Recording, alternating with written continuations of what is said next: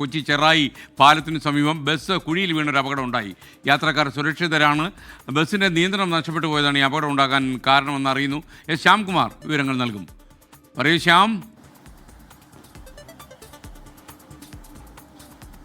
SKN രാവിലെ വടക്കൻ പറവൂരിൽ നിന്ന് കാക്കനാട്ടേക്ക് വന്ന KSRTC ബസ്സാണ് അപകടത്തിൽപ്പെട്ടിരിക്കുന്നത്.